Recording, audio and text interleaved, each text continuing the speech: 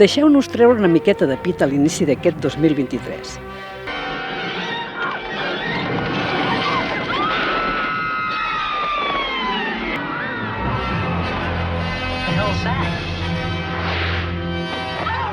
Tot i els 1000 entrebancs del dia a dia, hem de reconèixer que estem vivint un moment dolç.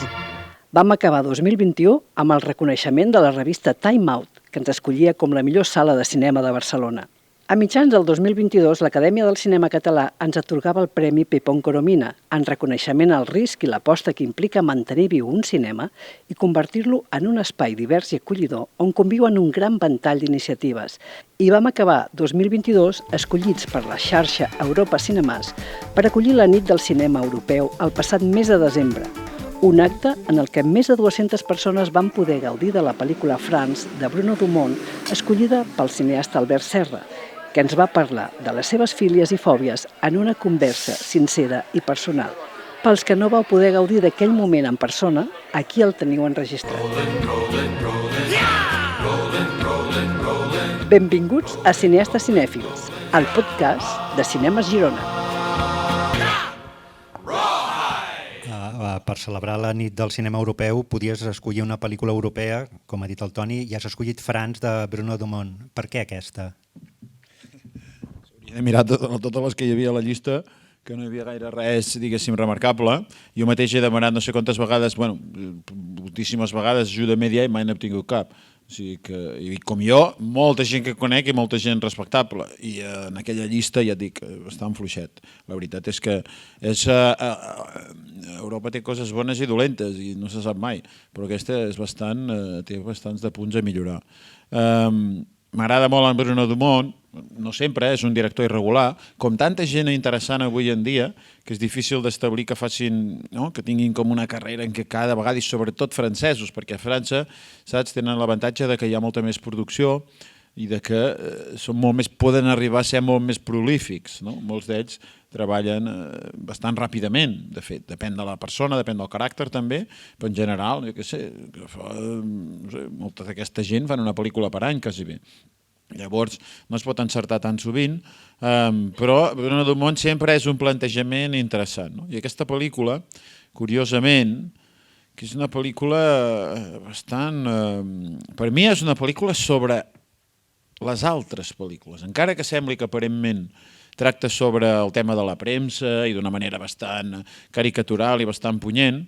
De fet, és bastant interessant el to de la pel·lícula, perquè no saps mai fins a quin punt, diguéssim, hi ha com... És a dir, que no hi ha esperança, que és una crítica absoluta i sense contemplacions i sense cap matís de tot el que representa la premsa i el món contemporani, la premsa dintre del món contemporani, però per extensió es veuen també escriptors, es veu altre tipus de gent i tot sembla bastant nefast, és a dir, és una cosa en la qual sembla que no hi ha escapatòria ni hi ha cap tipus de detall positiu. Però a vegades hi ha com algun petit detall que et fa dubtar si hi ha una certa tendresa per les debilitats de certes persones o de certes tradicions. Sembla, i amb aquesta ambigüitat es manté tota la pel·lícula i crec que és el que li dona la gràcia. Però precisament per això, perquè té aquest to tan i tan ambigu, la gràcia és que quan jo la veia, ara l'estava revisant, però l'havia vist a Cannes al seu moment, sembla com que és com un clixé, una caricatura de totes les pel·lícules que fan pel·lícules amb clixé. A nivell d'actors, saps? Diria que és com el que fa una pel·lícula normal, d'aquestes bastant estúpida, però una mica més exagerat tot. I a mi em semblava, la sensació a Cannes era aquesta, que havia caricaturitzat tot el cine de totes les altres pel·lícules que havíem vist els dies abans i després, i que havia volgut fer una caricatura del cine, o sigui, del cine contemporani, evidentment no del cine d'autor seriós, però del que representa tots aquests personatges, aquesta manera de funcionar, perquè de fet la premsa no està tan allunyada, el món de la premsa, del món de les estrelles. Aquesta és una periodista, com veureu a la pel·lícula, que és com una superestrella de la premsa. Llavors, tot el que l'envolta, totes aquestes... Hi ha com un moment allò, photocalls, passa per coses aquestes, converses sobre de sponsors, no? Com podria ser ara, tot el món està sponsoritzat, tots els actes que jo que veig estan sponsoritzats per Chanel, per totes aquestes grans marques, moltes de les... En relació al cine ja, Chanel a Cannes organitza moltes coses, premis, amb Cahiers du Cinema és el màxim sponsor ara, vull dir que saps? I allà hi ha una escena també amb tots aquests sponsors que parlen d'una manera bastant també caricatural sobre capitalisme, i després també hi ha alguna que és molt maco, que és això, que fa també una caricatura, jo crec, de com les relacions, diguéssim, personals entre parelles, família, fills, hi ha una mica de tot, això, relació amb l'altre, cosa social, immigrant, etc. No? Com tot això, saps? A les altres pel·lícules està representat com amb una certa consciència, una mica de bona consciència, o jo què sé, no? Com una mica d'esperança, o com una mica de clixé quasi bé tronat, no? I en canvi aquí és una mica més, bueno, queda ambigu, però és bastant més cínic, no?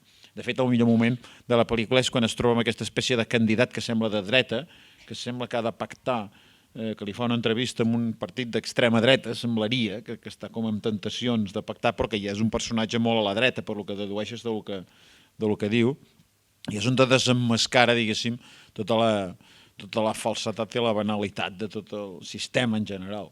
No? I per això és una pel·lícula que transita de molts de tons i amb moltes... I a part que els actors són molt bons, i tot, no sé, l'element humorístic és una cosa que m'agrada molt i que trobo que... I sobretot això, que és sense esperança. És una pel·lícula desesperada, no? Perquè és sobre el món d'ara i no té... Crec que podria haver-hi algun matís, però no sé, és molt... És una experiència bastant única. Vull dir que l'he tornat a veure i m'ha agradat igual o més que quan la vaig veure fa temps. Bueno, amb això ja t'has polit una pàgina meva de preguntes, cosa que estic absolutament content. Vens, ho deia el Toni, directe de França. Què hi fas allà? Estàs preparant una nova pel·lícula? Bueno, no, en aquest cas ara fèiem una gravació d'un disco, perquè havia col·laborat jo amb la gent que feia la banda sonora de totes les meves pel·lícules. Hi havia, no sé per què, és una història mica llarga d'explicar, però resumint-te-la, una actriu que es diu Ingrid Caben, que de fet havia estat casada amb en Fassbinder, o sigui, oficialment casada amb Fassbinder, que és cantant i va publicar discos, etc, a part d'actriu, i va actuar en una pel·lícula meva i al final no va sortir en el muntatge final. Es va enfadar molt i vam estar un temps en amistat i jo, per redimir-me, li vaig dir, pues ara en una pel·lícula no vas poder sortir, però farem un disco. No? I amb tota aquesta idea que ja es va aturar una mica durant el Covid, el confinament i tot això, i ara finalment, que sembla la història interminable, però no és interminable, perquè havíem d'anar a gravar a París, vam anar amb tots els músics, jo havia d'anar allà, evidentment, a la gravació, i a més ho filmàvem i tal, i havíem d'estar 4 dies, i tots els de l'estudi, els que havien l'enginyer i el productor, van agafar Covid. O sigui que es va anul·lar tota la gravació i estava allà, però com que ja teníem tot pagat, els bitllets de tren i d'avió i els hotels i tot, i no es podia canviar, i era més complicat, vull dir, ens vam quedar allà.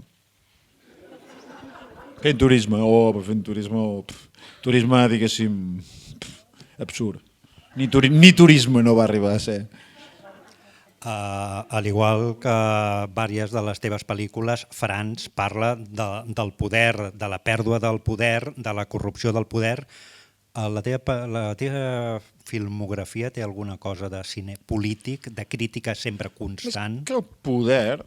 A mi m'agrada, el que sempre hi ha una tensió potser a les meves pel·lícules, no tant el poder com aquesta fascinació per algú poderós, sinó la jerarquia, saps? És una que es pot aplicar també a escala més baixa i no cal pensar com que estàs, saps, retratant un gran poder. Sí que és cert que l'amor de Lluís XIV és sobre el rei Sol, però aquí a l'última Pacifiction parlem d'un petit funcionari, o no tan petit, però vull dir, no parlem de, saps, tampoc d'un gran poder, al contrari, la pel·lícula va sobre l'opacitat d'aquest poder i que aquest gran poder no es veu mai, no? I una mica la vulnerabilitat o la feblesa d'aquest personatge, d'aquest funcionari enfront d'aquest gran poder. Sí que hi ha aquesta tensió de la jerarquia, i això és una cosa que des de la història de la meva amor, Liberté, potser les altres pel·lícules mica abans, però moltes que he fet pel món de l'art contemporani, aquest és un tema que que m'interessa en la mesura en què incideix i en què crea ja uns codis de comportament, uns codis de conducta entre la gent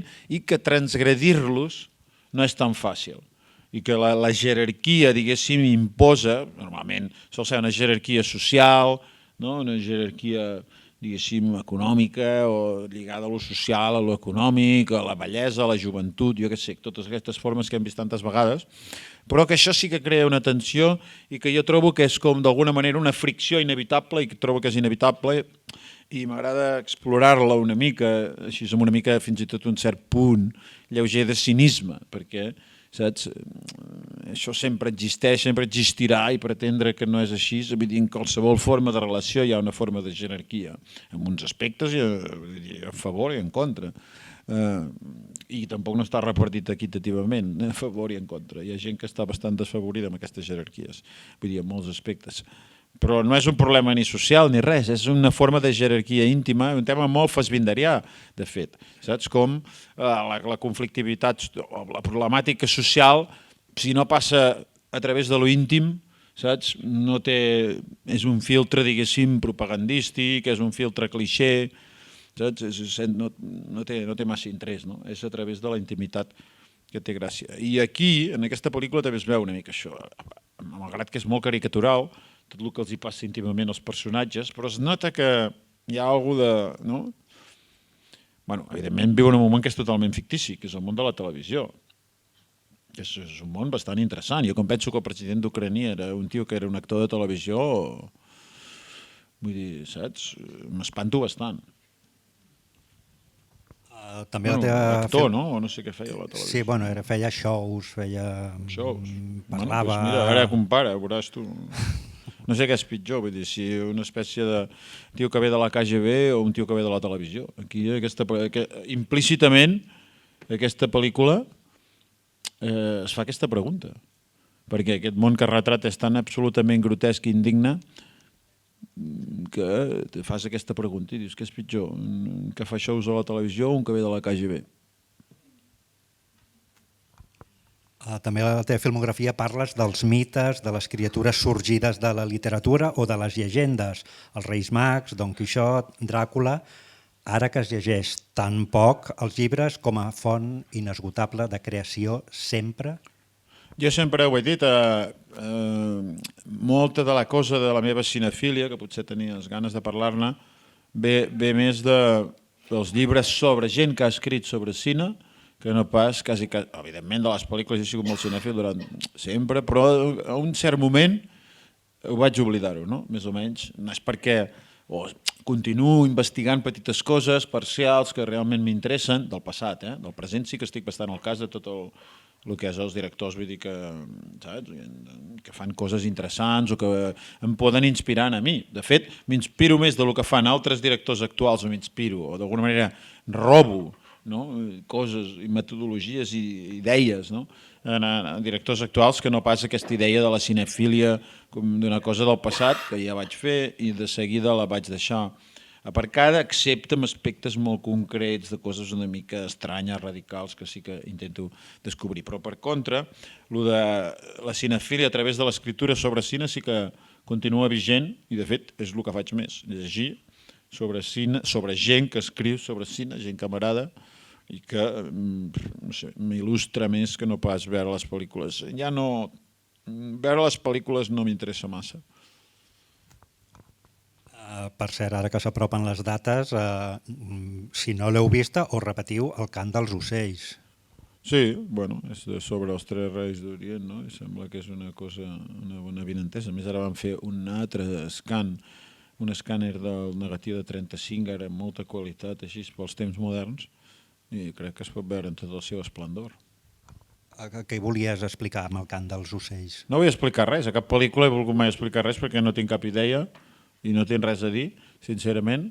Tot és a través d'imatges, no? Ara estava fent una presentació per Zoom fa un moment, per 20 minuts, i dic, per mi és que em diu, i tu t'inspires de llibres o com comences o el guió, no sé què. Jo dic, és que per mi la pel·lícula comença quan veig els actors més o menys triats, que jo he triat o que ja els estic triant en el càsting o alguna cosa, quan veig el material humà. Tota la resta que passa abans no m'interessa absolutament per res. M'interessa en la mesura en què jo escric el guió i que el tema d'alguna manera queda establert, malgrat que jo no escollo mai el tema. És la gent al voltant meu que decideix el tema. Però jo escric el guió i d'alguna manera aquesta serveix de base per plantejar la pel·lícula, per buscar finançament d'entrada i després per plantejar la pel·lícula més o menys, pels decorats, per molta sèrie de coses. Però la pel·lícula realment no comença fins que no hi ha la gent, el material humà, que és el que realment ho canviarà tot, i que està decidit, i que estan allà, i que fan una mica de conjunt, etc. És en aquest moment on tot comença a prendre forma i comença a tenir un sentit. Bueno, comença no, és que comença de fet en aquest moment. No és que comenci a tenir sentit perquè ja en tenia una mica. No, realment aquest és el moment fundacional i no sé, només m'interessa a partir d'aquest moment, o sigui, només a partir d'aquest moment la pel·lícula comença a existir o comença a haver-hi alguna cosa rellevant que tindrà una influència en el resultat final. Acabes de fer una masterclass al Festival d'Alternativa. Per aquells que no hagin estat mai a una masterclass, i en concret una masterclass de l'Albert Serra, què hi expliques? Explico diguéssim, parts de la meva metodologia per entendre que tota aquesta metodologia és conseqüència de coses, de decisions molt personals i que realment, vull dir, vaig crear una metodologia, jo no mai he assistit a cap rodatge que no sigui meu, una vegada vaig anar un dia a un rodatge d'en Sokurov, però mai a part d'això, però bueno, vull dir que ja estic parlant de no fa gaire temps. Mai sé, vull dir, evidentment m'ho puc imaginar la banalitat amb què la gent treballa, però no ho he vist mai. Veure, no ho he vist mai. Llavors, moltes de les decisions que hi he pres per la meva metodologia, el fet d'utilitzar 3 càmeres, el fet de, jo què sé, no parlar mai amb els actors, de no donar mai el guió als actors, de no fer mai un assaig amb cap actor mai de la vida, de no mirar cap imatge mai fins al final del rodatge, de, jo què sé, de tenir 3 càmeres i que es poden moure, d'utilitzar càmeres petites, sempre, l'últim es va rodar amb Blackmagic Pocket, amb zooms, mai amb una òptica fixa, no he filmat mai amb una òptica fixa. 1000 coses, no?, relacionades, molt lligades unes de les altres i que són com, estan connectades i que tenen un sentit, i això és lo interessant potser, que reflexen involuntàriament, indirectament les masterclass, perquè responen no a cap tipus de coneixement acadèmic, sinó a una, diguéssim, com una espècie de necessitat, o diu com vulguis, una espècie de lògica del meu caràcter. I de com jo vaig decidir amb el digital, que on hi havia tota la llibertat possible per fer tot el que volies, doncs vaig decidir com el Quixot, per això vaig fer la primera pel·lícula sobre el Quixot, autoinvestir-me director i imposar, cadascú, autoimposar-te les teves pròpies regles, el teu propi vestuari, la teva pròpia cosa. Llavors, té gràcia en aquest sentit una masterclass, perquè és molt allunyat del que fa la indústria, però al mateix temps és molt natural i és molt pertinent i tot té una lògica i tot va bastant... No hi ha res que no... saps, que estigui fet perquè sí, i evidentment és la suma de molts anys. Fins i tot moltes de les pel·lícules que la gent pensa ara, totes les pel·lícules que he fet eren tot fracassos. Totes van tenir bastant de suport crític i sempre van anar a grans festivals, però van començar en 2006. És el que la gent no entén, això. El 2006 hi havia Nord de Cavalleria, va anar a la 15ª, sí, és una gran fita, evidentment, hi va passar tothom, però, saps, per exemple, això, per entendre-ho dels festivals, i mai em va importar, mai hem fet una pel·lícula, ni abans d'acabar-la, ningú ha pensat què passaria amb la pel·lícula, o si agradaria o no, seria... És una altra problemàtica. Pues comença el 2006 a la 15ª, després el 2009, el 2006 també a la 15ª, després va passar el temps i van rebutjar La història de la meva amor, que va acabar guanyant a Locarno, amb una versió, és cert, que tenia 35 minuts menys. Després, La mort de Lluís XIV, saps, que va ser selecció oficial, després Encertent Regard, guanyar el Premi del Jurat, i després al final la competició. Però és molt de temps, això, és el 2006, i abans ja havia fet una pel·lícula amateur. Vull dir que és una cosa que no és un dia per l'altre. saps? I la metodologia, això que dius tu de la masterclass, és el mateix, no és un dia per l'altre tot això. És una evolució, saps? De reflexionar molt seriosament i sobretot amb el digital, quan jo rodo tantes hores, etc. I jo mateix monto les pel·lícules, ara amb altres muntadors, però bueno, saps? És una anàlisi molt profunda del potencial de lo que és la tecnologia digital i d'anar al fons amb això. I, vull dir, no hi ha gaire gent, no, probablement ningú o molt poca, que, saps, que estigui així reflexionant seriosament sobre això, perquè ningú té les imatges tan heterogènies ni la manera tan anàrquica de treballar que tinc jo, i per tant, per entendre la complexitat d'on te pot anar la metodologia o quin tipus de metodologia o per què pot donar un tipus de resultat o un altre, poca gent ho sap. Aquesta pel·lícula France, que m'encanta, està rodada d'una manera totalment convencional, però no li sembla, amb ell no li suposa cap hàndicap. Hi ha directors francesos d'aquests que treballen dintre de la indústria, n'hi ha que a mi no m'agraden, n'hi ha que sí que m'agraden, i que tots treballen més o menys dintre d'una manera convencional, saps? Bruno Dumont és molt bo, que sé, Alain Guiraudy, Patricia Mazouy, que sé, altres que ja s'han mort, saps? Que més o menys estaven a dintre d'una manera convencional però aconsegueixen fer coses diferents. A mi m'avorreix, vull dir, jo vaig anar a un rodatge d'en Sokurov i trobava que era avorrit. O sigui, no sé, era molt avorrit. I jo tenia respecte i tal, però jo pensava per passar-me una vida així... I que vas estar-hi un dia? Sí. Unes hores? Ja ho vaig veure, per això. Un dia. No, i era, vull dir, la pel·lícula aquesta que jo vaig veure, que era aquella francofonia, que era el rodatge de francofonia al Louvre, la pel·lícula en si mateixa no tenia massa interès. Més hi havia un actor que després vaig acabar coneixent, que vaig acabar detestant com a persona, i això tampoc ajuda, però tampoc, no sé. En aquestes masterclass parles dels teus referents, dels teus preferents d'abans, d'ara, de sempre, fins i tot alguns directors que en el seu moment t'havien enlluernat i que ara ja no. Quina ha sigut la teva formació com a cinèfil? Algun nom? No. Dels clàssics? No, dels clàssics, però és que, clar, també la meva personalitat és una barreja de bastants elements, saps?, de coses bastant heterogènies. Vull dir, sí, podria tenir, saps?, una certa inspiració sobretot de la cosa primigènia i més pura, saps? Quan dius, jo què sé, Ford, tots són molt grans, Ford, Ozu, jo què sé, saps? Evidentment, són grans realitzadors. Però tot això ja m'ha, saps?, avorrit, o d'alguna manera es va filtrar o es va assimilar en el moment que tocava d'una manera que va configurar una personalitat, però ja no continua sent fidel a això, al contrari, saps? I ja no t'hi preocupes i no té cap importància. I, al contrari, intento que el que realment té importància siguin coses o més contemporànies o que venen d'altres mons o així. I tota aquesta... Perquè d'alguna manera s'identifica la cinefília amb una certa forma d'humanisme. Saps? És raro que hi hagi, de fet jo vaig prologar un dels llibres a França i vaig promoure la traducció francesa, la reedició de la traducció francesa, un llibre, per exemple, l'Amos Vogel, que fa tota una història paral·lela del cine, de coses que m'interessen més a mi, i el film és de Subversive Art, es diu el llibre, el pròleg meu a l'edició francesa, i vull dir que, saps, normalment la tradició canònica té com una cosa humanista, saps? I això és una cosa bastant detestable, perquè, saps, es confonen les coses, és una... que evidentment és legítima i fins i tot és lloable en el cas de Ford, en el cas de verdaders humanistes. Però per la resta, saps, considerar l'Scorsese o en Coppola la gent més cínica i desgraciada del món com humanistes, home, fins aquí podíem arribar, saps? Vull dir...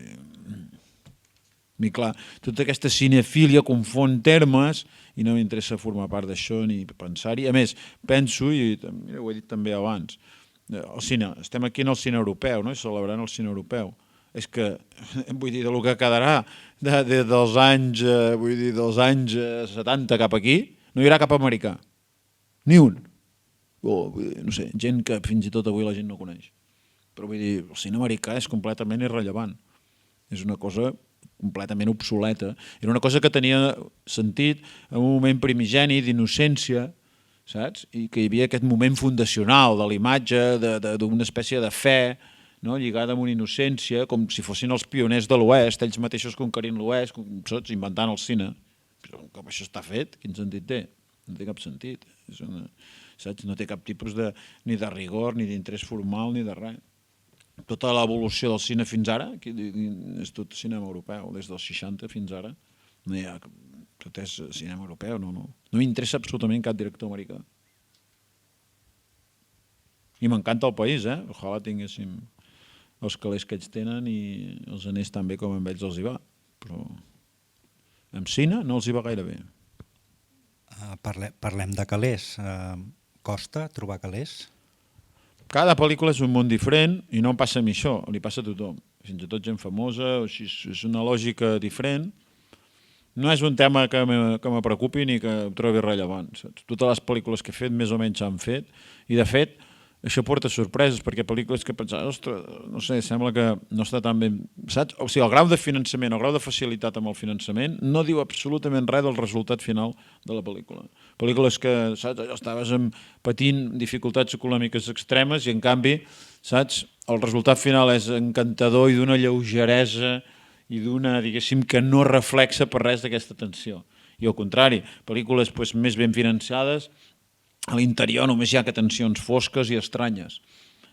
No hi ha una correlació, ja no dic de qualitat també, no té res a veure. Evidentment, treballar en millors condicions és una mica millor, però no veig exactament la lògica entre que millors condicions, en quin aspecte millors condicions es tradueix en millor qualitat de la pel·lícula. Exactament, hi ha un petit aspecte que sí que és important, que és les hores de treball diàries, que això ens hem trobat moltes vegades nosaltres, perquè aquí no tenim tant de prejudici, però a França està molt més regulat i tot és molt més, saps? I moltes vegades ens trobàvem que no podíem continuar una jornada que estava arribant, probablement, per aquest tema que jo sempre segueixo, la inspiració dels actors, que estava arribant al seu moment culminant i que per aquesta reglamentació d'hores ni que els hi paguessis, vull dir, no, saps? Per aquesta reglamentació d'hores s'acabava tallant això. És l'única cosa que sí que, i fins i tot ens havíem arribat a plantejar, que faríem servir un sol equip català, espanyol, un sol, i que de francès, de tècnics francesos, tindríem dos equips. És a dir, que quan uns els volguessin plegar, que ja n'hi hagués un altre com doblat. Perquè realment aquesta elasticitat de que clar, jo només segueixo la inspiració dels actors. Moltes vegades eren discussions. El productor em deia, per què has d'acabar tan tard? Per què no comences abans i ja està? I plegues una mica abans i així tothom tan content. Jo dic, és que a l'hora de començar és una convenció, però a l'hora de plegar no. Respon, evidentment tot deu tenir límits, no pots pas treballar 24 hores o 48, però vull dir, entre treballar-ne 11 o 12 o 12 i mitja o 13 o 13 i mitja tampoc no es morirà ningú. Entén-me? Saps? Però és allà on aquesta hora no respon a una convencionalitat aquest final, sinó que estàs seguint i normalment les últimes hores és el millor, com els últims dies del rodatge d'una pel·lícula solen ser millors. I clar, aquest és, no sé, és un tema, és l'únic tema en què tenir una mica més de mitjans, és a dir, tenir disponibles més tècnics i tal, de refresc o de, com diria això, com reserva, no? Seria l'únic, però per la resta no veig que, evidentment, sí que hi ha coses lligades a l'espectacularitat o que tu pots fer una pel·lícula molt radical i si tens una mica més de mitjans es tornarà més complexa i no tan conceptual perquè hi podràs introduir elements narratius com passa una mica a Pacifiction, saps? Que ho enriqueix perquè la pel·lícula en si mateixa podria semblar molt conceptual però per la mateixa varietat d'espais, de llocs, de petites escenes espectaculars, tot queda molt enriquit. Podria ser una altra. Però en general, o sigui, no li veig una relació. La mort de Lluís XIV, Liberté, Pacifiction, són excepcions a la teva pràctica de treballar sempre amb actors no professionals? No, m'agrada precisament, ara m'agrada barrejar actors professionals amb no professionals, perquè és com una barreja més estranya i és més imprevisible tot. A més, els obligues, perquè si fiques diversos professionals, ja està. Normalment s'hauria de ser un, saps? I aïllat. O un, potser dos, però si en fiques dos, ja tota l'estona estan xerrant entre ells. És una cosa curiosíssima. Hi havia en Magimel, hi havia en Sergi López, i Magimel, fins que no es va acostumar i no va entendre quin era el concepte de la pel·lícula, ell feia amistat amb en Sergi López. Cosa que trobo també una mica previsible i poc sorprenent. Vull dir, no sé, poc original. És com si vas a un casament i vols que et posin a la taula dels teus amics. Home, no sé, vull dir, vols que et posin, no sé, saps? O, no sé, o que vas a un restaurant d'aquests de luxe i vols triar el que vols menjar. Home, no sé, per què hi vas? Si ja estàs bé a casa, doncs, per menjar el que tu vols. Vull dir, no, això. Llavors, aquesta combinació, penso que té alguna d'interessant i que dona resultats estètics més sorprenents. I és el que ara m'interessa més. I, de fet, fins i tot aquest contrast extrem entre un actor famós i actors, vull dir, saps, gens famosos, el vull encara accentuar més. És a dir, algú molt més famós barrejat amb gent infame. Vull dir, saps? I directament. I obligatòriament, a més. Has parlat sovint del món de les sèries, No, això... ja ho sabem, les has detestat, i no és una sèrie, però sí un projecte teu molt llarg, Els Tres Porquets, que es poden veure ara al Centre Fabra i Coats.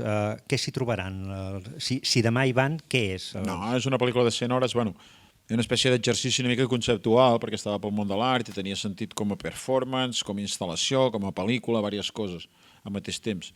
Però, tot s'ha de dir, hi ha coses bastant sorprenents a nivell visual, bastant fascinants, perquè entre molts de reptes que teníem allà, perquè hi ha una quantitat de text extrem, estan tota l'estona parlant, però hi ha una altra cosa, que és que teníem 2 o 3 espais limitats per fer 101 hores, o sigui, els decorats eren 4, i la inventiva que havíem d'aplicar cada dia a trobar solucions originals en aquests decorats era algo també a nivell visual i sobretot per l'art contemporani, per la gent que li agrada estar interessada en el que és la imatge en moviment a l'art contemporani, és bastant fascinant. A part, evidentment, hi ha molts de temes, perquè es pot veure en subtítols per primera vegada, i hi ha molts de temes, imagina't, Hitler, Fassbinder, Goethe, vull dir, saps? Són personatges i tot el que diuen és molt interessant i agafa una dimensió i una ressonància bastant visionària, bastant violenta, i és que hi ha... I bastant ambigua, no? És una cosa que escapa completament als clixés de tot. Saps? Hi ha una escena magistral, està basat en documents reals, en transcripcions de converses reals, un moment magistral on en Hitler li pregunten per què va deixar de beure. Diu que no beu, ell no beu alcohol. Diu, per què va deixar de beure? I explica que quan tenia, no sé, centenes, dedueix que tenia 14 anys o així, la història és tan delirant, i l'explica ell.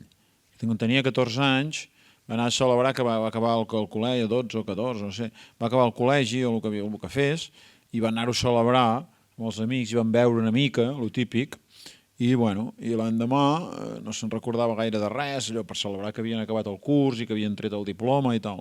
No se'n recordava gaire de res i va perdre, els van donar el diploma físic, i l'endemà es desperta i tornava cap a casa seu perquè vivia com en un poble així internat, o vull dir que no dormia cap a casa seu, torna i se'n dona compte que ha perdut el diploma. I ha perdut el diploma i és com un desesperat perquè havia d'ensenyar a la seva mare, saps, el diploma, que havia anat no sé què, desesperat, no sé què, buscant-te'l, vivia en una pensió, la dona de la pensió li diu tranquil, diu jo et donaré diners, iràs a fer una còpia, ja et faran una còpia, però ja havia d'agafar el tren, saps, allò, uns deliris amb el diploma, perquè havia de tenir-lo físicament, no sé què, i al final li diuen, el criden del col·legi, i diuen que vagi cap allà, els professors, i li ensenyen, i li ensenya, el professor diu, senyor Hitler, no sé què, diu, això és seu, i li ensenya com el diploma ben rebregat, ben així xafat i ple de merda, saps? I ell dedueix, se'n dona compte que estava tan borratxo i tal, havia estat borratxo, i que havia cagat i que s'havia eixugat el cul amb el diploma. I diu que va passar la vergonya més gran de la seva vida i tal, i que aquest dia va decidir no beure mai més. I això explicat per ell, així en sèrio, perquè ho està explicant allà amb uns interlocutors, no? I és una anècdota real, passa per real. Explicada per ella en les transcripcions de les converses que feia, no crec que se la inventés. Es parla poc de la... Vull dir que, a part de lo visual, a part de ser la cosa conceptual i tal, el contingut dels diàlegs, ja no diguem Goethe, quan parla de Beaumarchais, de Lord Byron, de Shakespeare, vull dir, coses increïbles, o Fassbinder mateix tota la problemàtica de la postguerra, jo què sé, la culpa, la violència, saps, així social, les jerarquies, saps, de què parlàvem, 1000 temes, vull dir, allà junts.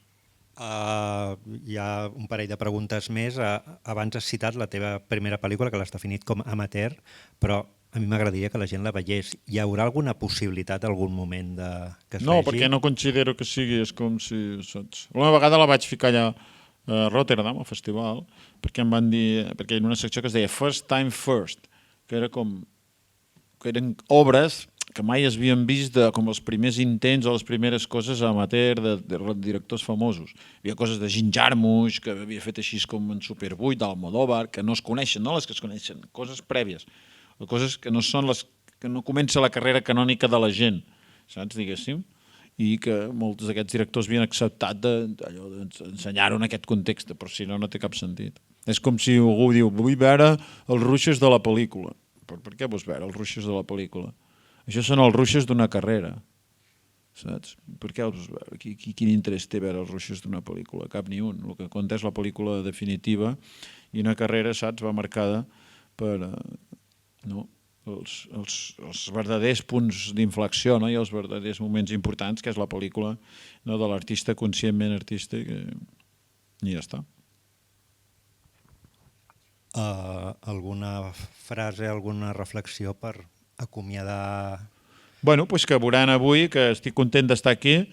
Havíem presentat altres vegades coses aquí al Cinema Girona.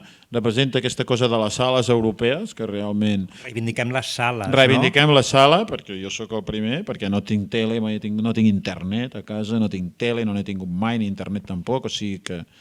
Vull dir, si s'ha d'anar a veure, s'ha d'anar a veure en bones condicions, o qualsevol activitat que es fa a la vida, millor fer-la bé.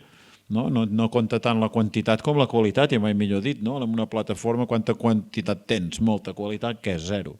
Llavors, vam per la qualitat de so, qualitat d'imatge, qualitat de contingut. Avui al cor d'Europa, amb una pel·lícula molt autocrítica, que també forma part de la nostra tradició, saps? Perquè vull dir que admiro molt aquesta cosa americana de ser tan innocents i de sempre veure un positiu, però saps, la tradició europea és autocrítica, destructiva, té aquesta tensió, i per això és la civilització més sofisticada del món. Llavors, aquí veureu una cosa que fins i tot jo, remirant-la, veia coses que no acabava de... que realment se m'escapaven i que és la millor tradició, sota una aparença aparentment inofensiva, que això és una altra de les gràcies de la pel·lícula, que aparentment és com inofensiu, però no saps mai fins a quin punt. I fins i tot el no saber fins a quin punt ja ho fa original, perquè moltes pel·lícules que pretenen ser crítiques o obertament crítiques, saps, ho fan d'una manera com que si estiguessin per sobre de la pel·lícula. Aquí, en canvi, no. I fins i tot els actors, malgrat això, com que estan sempre al llindar de la caricatura, és en aquest llindar on es juga, diguéssim, la qualitat i l'essència de la cosa. I ni ells mateixos crec que saben en molts moments si la interpretació que estan fent està directament del costat de la caricatura o no. I aquí jo crec que hi ha un tema molt interessant i realment fascinant, i a part que la pel·lícula és entretinguda i és divertida. I no podia esquivar la pregunta, encara que sigui tòpica. Els Goyes han passat de tu, la setmana que ve ja els Gaudí, com ho veiem? O ni ho veiem? És que no m'interessa, no m'interessa, perquè el Goyes és una empresa privada. El Gaudí és una empresa privada. Que jo no tinc res a dir amb una empresa privada. Vull dir, no tinc per què ni queixar-me ni dir-los res. És una institució privada, vull dir, és una cosa dels seus socis. I vull dir, com la federació de futbol, si tu vols en crees una altra de federació de futbol, de boxeo n'hi ha 3, uns es van cansar, d'acadèmia on podria crear una altra i tindria els meus socis i faríem els nostres premis. Però vull dir, això no té cap tipus de representativitat pública ni de qualitat ni res. Me sorprèn que en una cosa com els Oscars, que teòricament només hi pot anar-hi, o teòricament o de facto només hi van un representant per estat, això estigui escollit per una gent que és una gent privada, que és una acadèmia privada. Això hauria d'escollir l'Estat, hauria d'escollir el Ministeri de Cultura, com fan altres països, per altra banda, o unes comissions, no sé, transversals, però que sigui l'Acadèmia de Cine, jo no diré ni una institució, diré una empresa privada que es dediqui a dir qui és el representant espanyol dels Oscars o a sancionar qui és el gran representant de la indústria, que a part que és una indústria una mica coixa, no? Perquè, esclar, de qualitat, el que és la cosa artística no sembla que els interessi massa, o gens, malgrat que jo he anat allà i som molt bona gent i tal, i m'han convidat moltes vegades i la pel·lícula preestrena ho van fer a l'Acadèmia.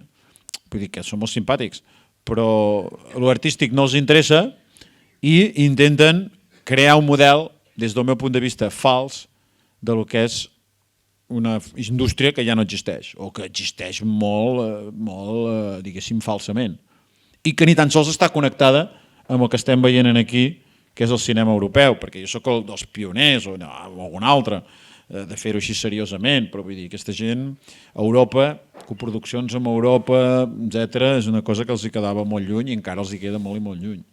O sigui que, què vols que et digui? És que no és el meu problema, és una empresa privada. Jo tinc la meva empresa privada, és com si ells es preocupessin perquè a mi no m'agrada, jo què sé, ningú s'ha de preocupar, jo sóc jo. Molt bé, i celebrem que tu siguis tu. Moltes gràcies i a gaudir de Franç. Molt bé, gràcies.